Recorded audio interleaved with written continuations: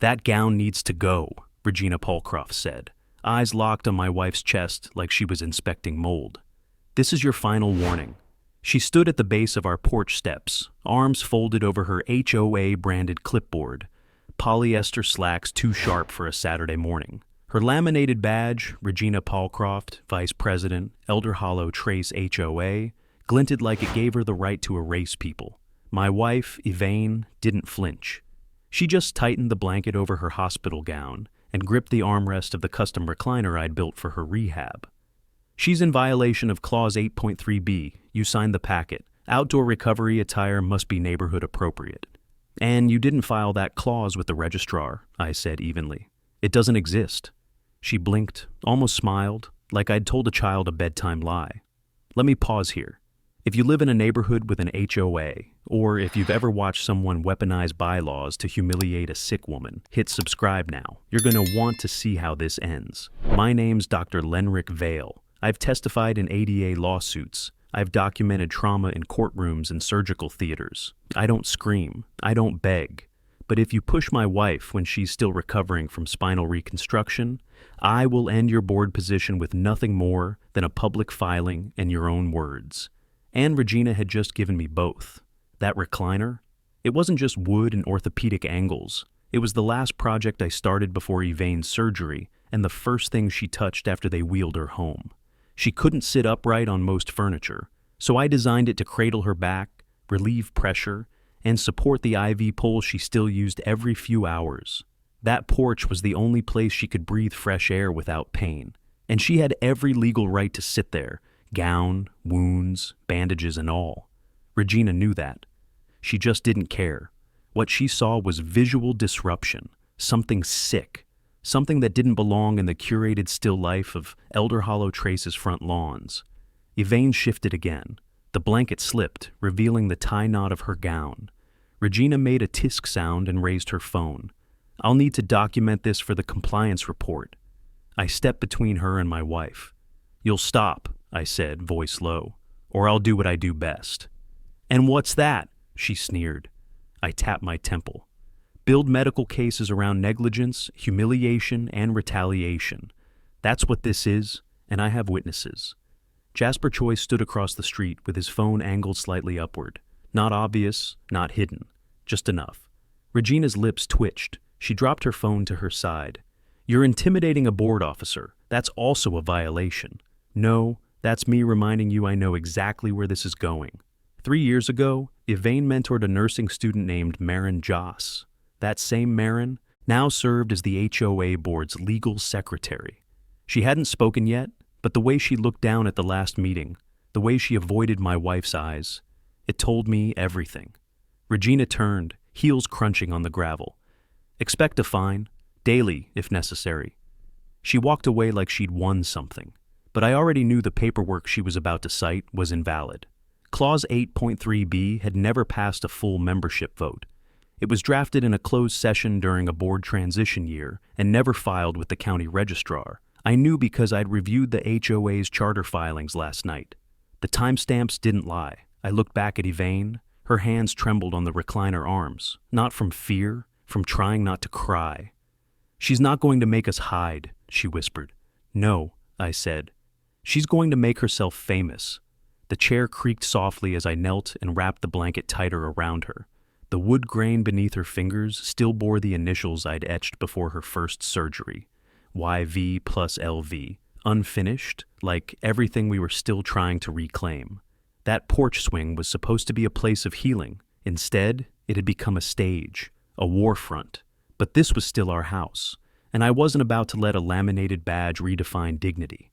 The letter came folded into thirds, like it was nothing more than an overdue library notice.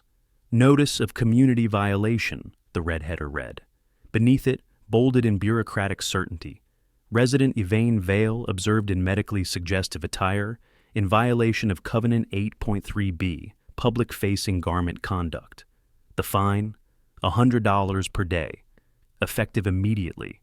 I held the paper at the kitchen counter, the scent of coffee barely masking the cold sting crawling up my neck. Elaine was asleep upstairs, finally resting after her overnight round of antibiotics. She had no idea this was waiting. I reread the phrase, medically suggestive. The wording dripped with euphemism, like they were trying to say something vulgar without using vulgar words. But make no mistake, this wasn't about clothes. It was about shame. Shame framed in compliance. Elder Hollow Trace always had a subtle cruelty baked into its charm. The rulebook was 83 pages long, yet somehow never mentioned disability once. There were 5 clauses about mailbox styles, 2 about acceptable porch plant colors, and now, thanks to Regina, 1 about what a person in recovery is allowed to look like in daylight. I opened the HOA portal. There it was. Clause 8.3b. All residents and guests occupying visible front-facing space must maintain neighborhood standard attire, reflecting community health and harmony. Health and harmony. They'd weaponized language so vague it could mean anything, or nothing at all. At the bottom of the letter, someone had added a personal note in pen. Please respect the community's visual standards. We are a neighborhood, not a rehabilitation center. No signature. I closed the laptop. My hands didn't shake, but my jaw did. I'd seen people die with more dignity than this letter gave my wife. By mid-morning, the wind had picked up. Leaves scattered across the walkway like they were avoiding the porch. I watched from inside as Yvain slowly stepped out, blanket over her shoulder, lowering herself into the recliner. She exhaled like she'd been holding her breath for hours. And then I saw them. 3 houses down, on the opposite side of the street, Regina stood beside a neighbor. Estelle Lindum, I think. They didn't wave, they didn't even speak, but Estelle's hand lifted just enough for her phone to peek out, recording, or pretending to. I stepped outside and sat beside Yvain, just to make sure she didn't see it. You okay? I asked. She nodded slowly, wincing. I'll be fine once I get the weight off my spine. The chair adjusted with a soft click. I kept my eyes forward, but I could feel Regina's attention drilling through me. They're watching again, I said. I know, Yvain whispered. Let them. Across the street, Estelle turned. Regina didn't. Not until Yvain shifted and the blanket slid down her shoulder again, exposing the open-tied back of her hospital gown. It wasn't indecent. It wasn't even exposed skin, but it was vulnerable, and vulnerable wasn't allowed here. The next day, another notice arrived, this time with time-stamped stills. Low resolution, blurry, but unmistakable. A photo of my wife on the recliner, blanket off her shoulders. The caption beneath read, Non-compliance captured, October 25th, 9:17 a.m. They'd made her a case file. At the next HOA board meeting, Regina introduced a motion to formalize a new rule. No medical or convalescent equipment permitted in porch-facing areas unless fully enclosed. When someone asked what medical included, she smiled and said, We'll handle it on a case-by-case basis. That's when I noticed Maren Joss. She sat 2 seats down from Regina, pen in hand, not writing. Her eyes stayed low the entire meeting. At one point, Regina made a joke about IV poles being the new bird feeders. Laughter skimmed the room, but Maren didn't laugh. She didn't even blink. Something cracked there, I thought. After the meeting, as people stood and began gathering cookies from the snack table, I approached Maren. She glanced up, startled, and nodded once in recognition. You knew Yvain? I said softly. I remember her from the ward, she said quickly, too quickly. She was kind. I nodded. Still is. Regina brushed past with her clipboard, her perfume cutting through the room like citrus and bleach. Maren didn't say anything else, but she didn't walk away either. She just looked at Yvain, then at me, then down again, like she'd seen something she couldn't unsee. The next morning, a pale yellow envelope was slid under our door. No stamp, no envelope window. Just the words, Urgent Board Advisory, stamped in block font. Inside was a printed agenda for an emergency compliance review session. No details, just the date, time, and location. Saturday, 10 a.m., Elder Hollow Clubhouse Annex. The kicker? It was labeled Resident Attendance Mandatory. I stared at the word mandatory for a long time. HOA meetings couldn't legally demand attendance. This wasn't a court summons. It was intimidation dressed in serif font.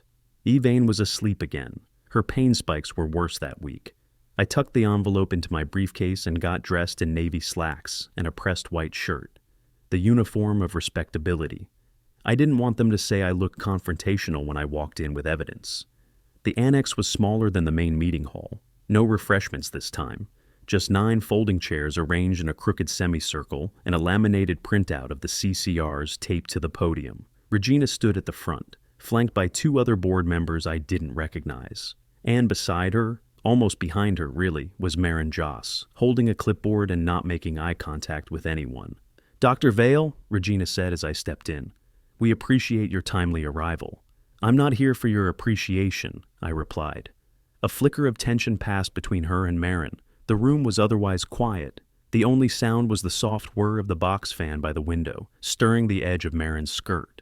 Regina began the meeting with her usual affectation of community concern.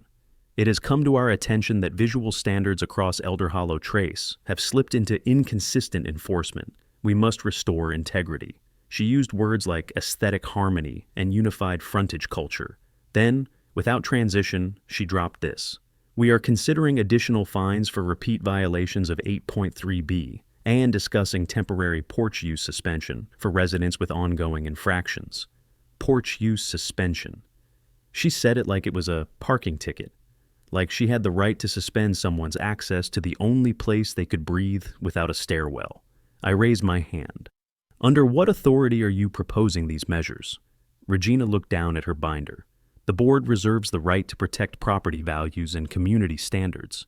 "That's not what I asked. You're quoting from unratified clauses. Clause 8.3b was never passed through a full member vote and was never filed with the county recorder's office. I pulled the filings."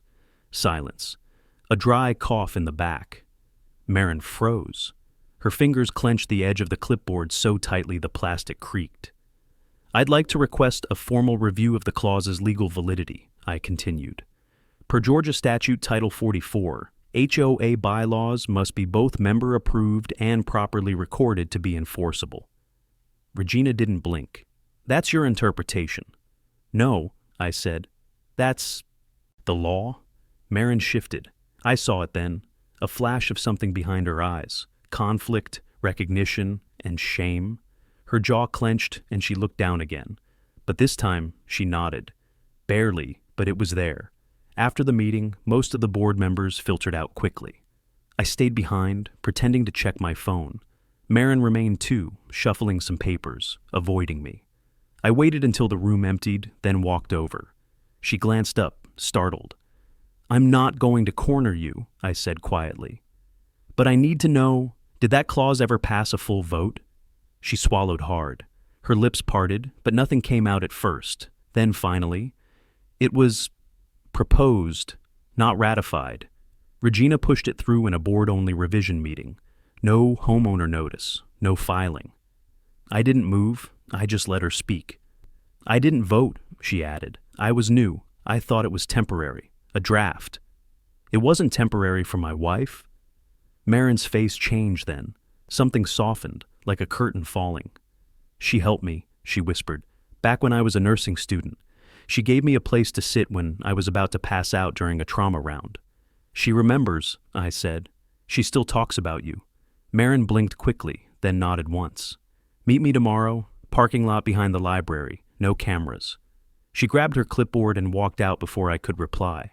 By the time I pulled into the library's back lot the next evening, the sun had already dipped behind the trees, casting long shadows across the empty pavement. Maren was there, leaning against the driver's side of her silver Camry, arms crossed over a soft gray sweater. She didn't look up right away. When I stepped out of my car, she exhaled like she'd been holding something in for hours. "I didn't make copies," she said without preamble. "I didn't want anything traceable." "That's fine," I said. "I'm not here for revenge, Maren, just clarity." She glanced around, as if even the trees might be wired. Then she handed me a small folded sheet, handwritten, not typed. "It's from the internal board notes," she said. "That meeting in 2020 when Regina claimed we were streamlining aesthetics language. This clause, 8.3b, it was scribbled into the draft packet after members had already reviewed the proposed changes." No vote? Not even a formality. She marked it as a visual clarification addendum and logged it under editorial insertion. We were supposed to hold a ratification session. Never happened. I looked at the paper in my hand. Regina's handwriting was unmistakable, sharp, slanted, and punctuated with underlines. The note read, 8.3b, visible recovery gear and hospital wear not permitted in porch view zones. Impacts image. Impacts image. That was the language she used to justify fining my wife. Marin's voice softened. I thought it would never stick. But when the pandemic hit and everything froze, it just stayed. Regina said we'd revisit it later. We never did. And no filing with the county? No record. I checked twice. I didn't thank her. Not because I wasn't grateful, but because I knew how heavy this was for her to admit. She had risked her board seat, possibly even a lawsuit if Regina wanted to play dirty. But she hadn't looked away. Not this time. Do you still have access to the board memos? I asked. Not for long, she said. Regina's trying to push me off the legal secretary's seat. Says I'm not aligned with the board's vision anymore. You're not, I said. That's a good thing. She almost smiled. Then she pulled her keys from her pocket and got in the car without another word. I drove straight to the hospital, not because I had a shift, but because that's where I did my thinking best, among the facts, the lives, the tangible things that couldn't be rewritten in pen after the fact. I sat in the staff lot with the dome light off, phone in my lap, the folded paper beside me. Then I opened the HOA's public charter archive again, cross-referencing filing dates with the internal clause numbers. I wasn't just confirming Marin's memory, I was building a timeline, one that showed 8.3b didn't legally exist. It wasn't just a bad rule, it was a lie. I tapped open my saved contacts and called a colleague, Mira Tomlin, an attorney who specialized in housing code and ADA overlaps. She picked up on the second ring. I was hoping you'd call, she said. I saw the clip going around. That HOA woman with the badge, she's about to become famous. Not yet, I said, but I'm working on it. We talked for 10 minutes. She confirmed what I already suspected. If a clause wasn't ratified by member vote and filed with the registrar, it had no enforcement power. Any citations based on it could be challenged, and more importantly, if the clause targeted medical recovery, it flirted with discrimination. You get me the original draft and proof it wasn't ratified, she said, and I'll make sure this hits the right inboxes. State HOA compliance, Disability Rights Bureau, Housing Ethics Committee, you name it. When I finally got home, Elaine was on the porch. She was alone, blanket draped around her shoulders like a cape. The porch light haloed her in soft gold. She looked tired, but proud. You're late, she said. I'm getting closer, I replied. She smiled at that, then reached out for my hand. I sat beside her, the recliner groaning slightly under my weight. The chair I'd built creaked and adjusted between us, the custom supports shifting just as I'd designed them. They want this gone, she whispered. They'll fail. She rested her head against my shoulder. Even if they don't, I'm not leaving it. I looked at the street. It was empty, but I knew they were watching. Good. The letter arrived 2 days later, thicker than usual, heavier than a notice, and printed on textured cream stock like an invitation to a gala. The return address was the HOA board office. No surprises there. Inside, beneath the usual formalities and embossed header, was a clause I hadn't seen printed before, not 8.3b. This one was labeled Emergency Governance Provision, 11.4. According to Regina's carefully worded paragraph, it granted the board temporary discretionary power to enforce visual harmony standards during periods of community distress or perceived disorder. This wasn't a fine. It was a declaration of authority. I stood in the kitchen, reading the page 3 times. Each time it got worse. According to the provision, all porch furniture deemed non-conforming could be subject to removal if not brought indoors within 48 hours. Violations would be referred to legal counsel. Photos of offending items would be circulated to the compliance committee, and in a final line, underlined in ink, this includes visible medical apparatus, equipment, or seating that conflicts with front-facing visual guidelines. They were coming for the chair. Elaine was asleep upstairs. I didn't tell her. Instead, I drove back to the county office. Not the digital archive this time. I wanted the physical filing room, the shelves and manila folders that no one ever looked at unless they knew what they were after. The woman at the front desk remembered me. Elder Hollow Trace again? Yes, I said. Emergency governance filings this time. She raised an eyebrow but led me back. We pulled the official ledger for 2020-2021, the year the pandemic hit, and when most HOAs had added temporary clauses for outdoor gatherings and garage-based schooling, most were minor, temporary exemptions or scheduling changes. But Elder Hollow's file was thin, too thin. "Nothing?" I asked. She flipped the pages again, then shook her head. "You're welcome to look yourself." I sat down at the long wooden table and combed through every page from Elder Hollow Trace's quarterly filings. I found the original 2020 amendment, adjustment for yard signage duration, but no mention of visual harmony, no clause labeled 11.4, and certainly no emergency override powers. I checked the county's digital index, still nothing. They'd never filed it. Back at home, I opened my laptop and pulled up the HOA's internal member portal. The clause was listed there, embedded in a PDF labeled Amended Community Standards, April 2020. But when I clicked on the vote record, the page gave an error. No vote, no filing, no legal authority. And yet, Regina had used this fabricated clause to threaten seizure of property, my wife's chair, her only place to rest. This wasn't just overreach. This was fraud. I took screenshots of the internal PDF, the broken vote record, and the county index showing no such clause ever existed. Then I created a folder and labeled it EHT Show A Sun Misrepresentation or Evidence. At 3:17 a.m., I emailed everything to Mira Tomlin. Subject line, false clause enforcement, urgent. She responded 20 minutes later, confirmed receipt. "You've got them, Lenrick. Don't tip your hand yet. I'll draft the state complaint." I didn't sleep after that. I sat in the recliner next to Evane's, watching her chest rise and fall under the porch blanket. The chair creaked softly each time she shifted, the orthopedic frame adjusting itself in the dark. By morning, I'd memorized every creak. At 9:30 a.m., a white SUV rolled to a slow stop in front of our house. I recognized it, Regina's. She didn't get out, just sat there for a full minute, staring at the porch, staring at the chair, staring at Evane. I didn't blink. I stood at the threshold with a coffee in hand and stared right back. She left without a word. 10 minutes later, I got an email from the HOA portal. Reminder, your property is under review. Attached was a blurry image of the chair, taken from the sidewalk. A red circle had been drawn around the IV pole mount on the side. Evane read the message over my shoulder. "They're scared," she said flatly. "No," I said. "They're desperate." She looked at me then, truly looked, and said, "Then let's make sure they stay that way." The email from Mira came through just after noon. The subject line was short. Draft complete.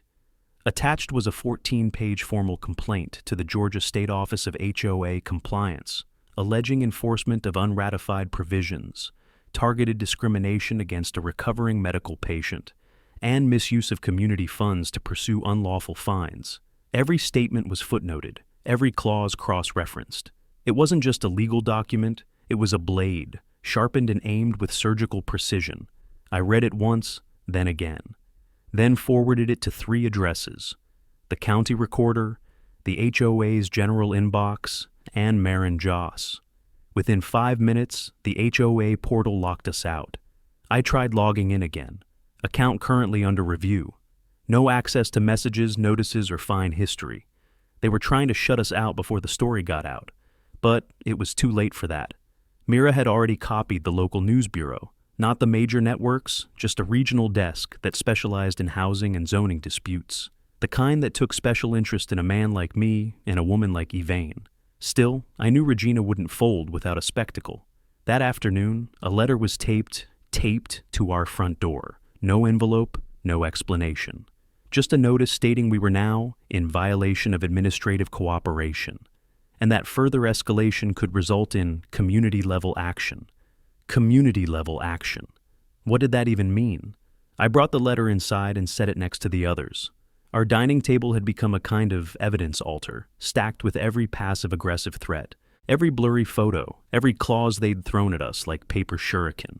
And through it all, the chair remained exactly where I'd anchored it, bolted to the boards, protected with my own hardware. That evening, Marin knocked. No clipboard, no blazer, just jeans and a navy sweatshirt. Her hair was tied back like she didn't want to be recognized, and her hands trembled as she held out a USB drive. "Everything the board's hidden," she said, Internal memos, unfiled drafts, notes from the April 2020 revision meeting. I've been collecting them for weeks, but I couldn't move until you made the first strike. I took the drive and stepped aside. Come in. She didn't, just shook her head. I can't stay. If they see my car, it'll be all over the group chat. Marin, I said quietly, you just put a target on your back. I know, she said, but Elaine didn't deserve what they did to her. I won't be the kind of person who lets that slide again. She left before I could respond. I closed the door and turned the lock. Upstairs, Elaine was sitting upright for the first time in days. She'd overheard the conversation. I saw it in her eyes. You think it's going to get ugly? She asked. It already has. I opened the USB and started scanning the folder tree. There were dozens of files, PDFs, scanned handwritten notes, audio clips from board calls. But one folder caught my attention immediately. Drafts not for release. Inside was a Word doc titled Revised Aesthetic Enforcement Plan, Palcroft version. I opened it. The first paragraph was a summary of Regina's vision for the neighborhood. Her words, not mine. A place where wellness is implied, not displayed. The next section outlined an informal policy of discouraging porch-based visibility of medical devices, recovery wear, or assistive technology that could negatively affect property perception. That sentence alone was enough to sink her. I sent the entire contents to Mira. She replied in seconds. This goes to the ethics board. You just won your leverage. But that night, I couldn't sleep. I sat outside on the porch again, listening to the night bugs and the quiet wheeze of Elaine's breathing as she dozed beside me. The chair creaked now and then as it adjusted to her weight. Its presence had become a metronome in our lives, soft, unyielding, and perfectly tuned to her body's fragile recovery. And still, they wanted it gone. They wanted her gone. Not for anything she'd done, but because her body told the truth about what it meant to be human, and the truth made them uncomfortable. By morning, Marin was gone. Her name had vanished from the HOA directory on the member portal. The board members tab now listed her position as vacant legal secretary role under review. A footnote read, pending internal investigation. It didn't take a genius to figure out what had happened. Regina had found out. A.C. Texted Marin. No response. I emailed her. It bounced back. When I called, it rang twice before going straight to voicemail. Then I noticed the outgoing message. This number is no longer in service. They'd cut her off completely. Elaine watched me from the porch as I paced across the lawn, phone still in hand. They're isolating anyone who helps us, I muttered. Classic containment tactic. She nodded, slowly shifting in the recliner. But she gave you the files, didn't she? She gave me more than that, I said. She gave us proof. Still, something felt unfinished. The files from Marin's USB were clean, too clean. No email chains, no timestamps, no edit histories. That folder labeled Drafts Not for Release had one version of the document, no backup, no metadata. Nothing that could prove where it came from or when. I needed more than just the contents. I needed the origin. By noon, I was sitting in Jasper Choi's backyard, drinking lemonade while his toddler screamed at a plastic dinosaur on the patio. Jasper worked IT for the local school district and had once helped me recover corrupted medical files from a fried hard drive. If anyone knew how to trace a digital ghost, it was him. I don't want this coming back on you, I warned him as he plugged the drive into a sandboxed laptop. You've saved half this block's knees and backs, he said. I'll take the risk. It didn't take long. Okay, here's something, he said, squinting at the screen. This doc, Palcroft's aesthetic plan, it's not original to the USB. The author metadata shows it was created on Regina's personal MacBook. Username, rpalcroft2020. He clicked deeper. Last modified, wait, this is huge. The last person to open it was not Marin. I leaned forward. Who? Someone named To Willis Admin. That's Timothy Willis. He's the HOA's general admin, right? He's listed on the website. He is, I said. Why would he be opening it? Because, Jasper said, pointing, he edited this one line. He highlighted the sentence. Any residents with continued visibility of assistive devices may face property use restrictions at board discretion. Beside it, in the track changes. Confirmed WCU legal no need to file, internal standard. My chest tightened. He knew? Looks like it. I transferred the file to a separate flash drive. This wasn't just hearsay anymore. This was a collaborative cover-up. On my way home, I stopped at the community board office, a beige stucco box tucked behind the clubhouse. I asked to speak with Timothy Willis. The receptionist, a thin woman with frosted bangs and a coral polo, gave me a wide-eyed stare. He's out sick today. Since when? She looked down. Since this morning. Of course he was. I left a sealed envelope with a printed summary of the file's metadata, Jasper's signature on the analysis, and a single line from me. You're now complicit. Speak carefully. That night, the community group chat, a private forum for Elder Hollow homeowners, exploded. Someone leaked the clause, not the official complaint, not the memo. Just one line from Regina's unpublished document, a place where wellness is implied, not displayed. It was posted anonymously, but the ripple effect was immediate. One neighbor replied with a photo of their son's wheelchair ramp. Another posted about her father's oxygen tank. Then someone, username Maple Grove Mom, dropped a screenshot of her own violation notice from 2021, porch use discouraged during visible chemo recovery. The comments flooded in, dozens, then hundreds. By midnight, someone added Evane's chair to the thread. This is the kind of thing they tried to erase, one comment read. This is what healing looks like. I didn't post, I didn't need to. The community had started speaking for us. The HOA meeting was set for Saturday morning, but by Friday night, the chairs were already lining the clubhouse wall. The emails had gone out quietly, no alerts on the portal, no physical notices posted. Just word of mouth, carefully passed between those Regina still trusted. She wanted control, not turnout. But control was already slipping through her fingers.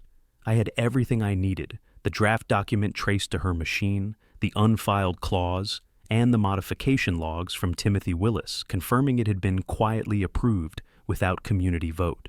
Marin's testimony was the match. Jasper's trace was the flame. But this wasn't going to be a legal win behind closed doors. That was never the real endgame. Regina had built her power on silence, not authority. If I wanted to break her hold, it had to happen out in the open. Loudly. So, I prepared. I printed hard copies of the metadata summary and trace change logs. I added footnotes from Georgia's HOA legal code, highlighted in yellow, easy to digest. I wrote an opening statement, not for a courtroom, but for a room of tired neighbors who just had their fifth notice about non-regulation porch lights. At the bottom of the folder, I placed a single photo of Evane sitting on the porch, eyes closed, face turned to the sun. No IV pole, no blanket. Just her and the chair. The image that told the truth better than anything else. Evane helped me prep. She couldn't stand long, but she insisted on folding the documents herself, one by one, hands steady despite the tremors. When she finished, she looked at the stack and said, "You're not doing this alone." "I don't want you to be their next target," I said.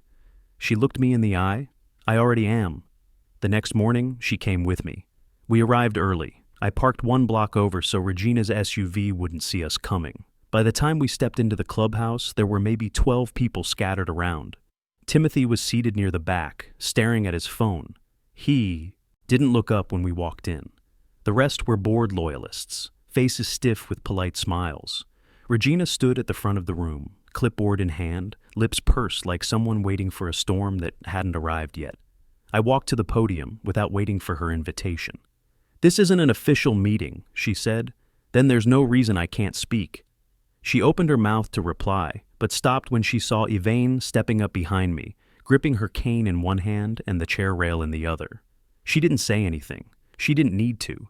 Just being there was enough to make the room fall silent. I placed the folder on the podium and began passing out the pages. "This is what's been used to fine us," I said. Clause 8.3b, Emergency Provision 11.4, and this, I held up the last page, is proof neither of them was ever filed with the county, never voted on by residents, and never had legal standing to be enforced. A murmur rippled through the room. Someone in the back coughed. Regina's eyes narrowed. "Who gave you those documents?" she asked. "I received them legally," I said, "and they've been verified." "This is stolen material." "No," I cut in. "This is your writing, Regina, your MacBook, your metadata, and your admin confirming in a track change that filing wasn't necessary. I turned to Timothy. You edited it. You confirmed it was unfiled. You marked it internal. He stared at the floor. Another voice broke through the tension. Mrs. Gellis, a retired nurse who lived 3 houses down. My granddaughter uses a feeding pump, she said. Are you saying she's in violation if she sits on my porch? No one answered her, not even Regina. I stepped away from the podium. Yvain remained standing, even as her hands began to shake. She looked at the room, at the people who'd avoided her eyes for months. Then she sat, slowly, quietly, in the chair we'd brought with us and unfolded in the center of the clubhouse floor. The same chair Regina wanted gone. This time, no one looked away. Regina didn't speak again that morning, not one word. After Yvain took her seat, there was a silence so dense it swallowed every paper shuffle, every throat clear.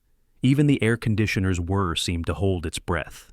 Then, someone clapped. Just once. I turned. It was Mr. Rouleau from Birch Lane, the man with the tremor who always wore driving gloves and never made eye contact with anyone at the mailbox. He didn't say anything. He just nodded once toward Yvain, then stood and left the meeting without a word. Others followed. By the time Regina realized what was happening, more than half the room had cleared out, taking their silence with them. I walked Yvain back to the car, in total quiet. Her arm was looped through mine, her body trembling with the effort of standing that long. When we got home, the portal was still down. Our HOA account remained, locked, and a new notice had been taped to our door while we were gone. I peeled it off. It read, "Unauthorized use of community space may result in disqualification from association privileges." It wasn't a threat, it was a tantrum, but it told me something important.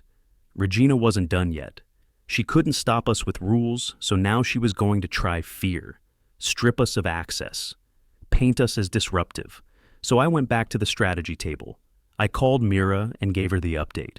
She told me she'd already filed the complaint package with the state compliance office. Now it was just a matter of time, days, maybe a week, before the investigation triggered. But I didn't want to wait. I wanted a safeguard. I wanted the entire neighborhood to see what I'd seen in those internal files, and know that none of it was hearsay. So I reached out to someone I never thought I would. Melina Arkwright. She was an independent journalist who lived 2 counties over and had covered a story years ago about a different HOA that tried to ban wheelchair ramps. Her reporting had exposed them so thoroughly that the entire board was removed. She had a following, a voice. I sent her the same documents I'd given Mira, metadata, screenshots, the photograph of Yvain on the porch, the memo about wellness implied, not displayed. She called me within the hour. "This is surgical," she said. "You've got a direct intent to discriminate and a cover-up layered in board manipulation." She wanted a quote. I gave her one. "Recovery isn't shameful, pain isn't property devaluation, and dignity doesn't end at the porch." That night, her story went live. Not viral, not explosive, just real. A quiet fire lit on a blog, followed by HOA accountability groups, disability advocates, and local housing law monitors. But that was all it took. By morning, the story had been reposted to 3 forums, 2 Reddit threads, and 1 Facebook group for families fighting HOA abuse. The comments poured in, and one of them was from Marin. Just 2 words. They knew. Her account vanished an hour later, but it was enough. I printed the story, folded it neatly, slid a copy under every door on our street. No headlines, no captions, just the article, just the truth. By the end of the day, 2 more neighbors reached out. One shared a video from their doorbell camera of Regina photographing their father's walker during a visit. The other handed me a crumpled violation for unregistered convalescent visitor presence. They gave me permission to use them, and now I had something Regina couldn't refute, a pattern. I compiled it all, built a report, labeled it Resident Rights Enforcement Dossier, and uploaded it to a public Google Drive with view-only permissions. Then I texted the link to Jasper. He sent it to everyone in the neighborhood forum. The post read, "They told us to keep it beautiful. We forgot that dignity is beautiful too." The view counter, it hit triple digits in 3 hours, and the HOA, silent. Saturday morning came with no HOA bulletin, no community email, and, most telling, No posted agenda for the next board session. Regina was retreating, but silence wasn't the same as surrender. Around noon, a white van with no markings stopped in front of our house. Two men in gray uniforms stepped out, one holding a clipboard, the other a rolled-up measuring tape.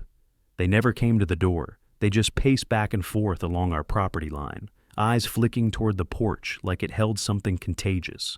I watched from the window. After 5 minutes of silent evaluation, they took a photo of the chair, wrote something down, then walked back to the van and drove off. No interaction, no explanation. Yvain looked up from the recliner, face calm, voice low. Was that the community-level action they promised? Looks like it. I took the clipboard from the mailbox later that day. It had a single sheet of paper attached. Porch structure under preliminary review for non-standard additions violating Section 12.1. Chair apparatus may be subject to structural compliance removal pending review. It was the last card. They weren't going to win with rules or votes or intimidation. So they were trying to backdoor it through zoning. Classify the recliner as a structural modification. Claim it required HOA approval. Label it non-conforming. Remove it as an object, not as a symbol. But they underestimated how ready we were. Jasper sent me a text 5 minutes after I sent him a photo of the notice. Got it. I've archived the post and screen capped their motion history. They never issued a board-wide review of that section. Next came Mira. Tell them to bring a permit. That porch is your property. Chair isn't affixed to the deck. ADA precedent won't let this stand. I've drafted a cease and desist. But it wasn't enough to play defense. I needed a visual reset. A moment that didn't just expose them, but replace their story with a better one. So I borrowed a speaker from Jasper and set up an impromptu gathering. No flyers, no emails, just me walking door to door, handing out small folded notes. Inside, a time, a place, and one sentence. Healing should never be hidden. Sunday at 6 p.m., the sun was low, bleeding gold through the trees. By then, the porch had been cleared. Not of Yvain, not of her chair, but of everything else. I moved the pots, the wind chimes, the welcome mat. All that remained was her, and the recliner. Neighbors started showing up slowly. A few lawn chairs, some standing, some quiet, some hesitant. They gathered not in protest, but in presence. By 6:10, there were nearly 30 people lined along the sidewalk and across the street. Even those who hadn't spoken to us in weeks stood in place, arms folded, watching. Yvain sat calmly, hair tucked behind one ear, a pale blue scarf wrapped around her shoulders. She wore the gown, again, on purpose. Not because she had to, but because it mattered that they saw it. I stood beside her and held the microphone.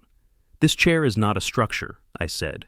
It's not an eyesore. It's not a code violation. It's not disorder. It's the reason my wife can sit upright for more than 15 minutes without losing feeling in her legs. I held up the latest notice, high enough for the crowd to see the stamped header. This was taped to our door yesterday. They want to classify her chair as a fixture, as a modification, as a risk to the neighborhood's image. I paused. And yet, all of you are still here. Marin stood in the back. She didn't wave, didn't speak, but she was holding a folder, one hand tight around the strap. I didn't need to ask what was inside. I already knew. She was our silent witness. One of the last people to leave was Mrs. Gellis. She reached the porch, eyes glassy, and placed a hand gently on the armrest of Yvain's chair. My husband used to have one like this, she said. I only wish someone had made space for it the way you did. Then she turned, nodded once, and walked away. By nightfall, the porch was quiet again, but it was no longer just ours. The official board meeting was held Monday evening, moved to the main clubhouse this time. Not the annex, not a side room. Regina wanted authority, and she wanted it center stage. I arrived 10 minutes early, not to speak first, but to be seen. Yvain stayed home this time. She'd already done enough. The room was full by 6:30. Folding chairs extended into the hall. People leaned against the walls, holding printed copies of the news article, the Google Drive link, or screenshots of their own notices. This wasn't a crowd, it was a reckoning. Regina stood behind the podium with a clipboard that looked heavier than usual. Timothy Willis sat to her right, his posture rigid, mouth drawn tight like he was waiting for a fire to start. She began with procedural noise, budget allocations, tree trimming estimates, an announcement about repainting mailbox poles. But no one responded, not a cough, not a nod. They were all waiting for the moment she tried to pretend nothing had happened. And then she did. "We'll now review the enforcement concerns recently circulated in unofficial channels," she said, emphasizing the word unofficial like it was a disease. She adjusted her glasses and glanced toward the back of the room where Marin had taken a seat, folder in her lap. Regina continued. "Certain documents have been mischaracterized and removed from appropriate context. Clause 8.3b and Provision 11.4 were discussed within legally appropriate committee settings. All actions taken were with the intent to maintain visual harmony and protect community equity." That was her whole defense, intent. She looked around as if expecting a round of affirming nods. None came. I stood. "Intent doesn't overwrite procedure," I said. "You didn't just enforce an unpublished rule. You fabricated legal authority to punish vulnerable people." A murmur rose, soft but growing. Regina bristled. "You were given multiple opportunities to address your concerns through proper channels, Dr. Vale." "I did," I cut in.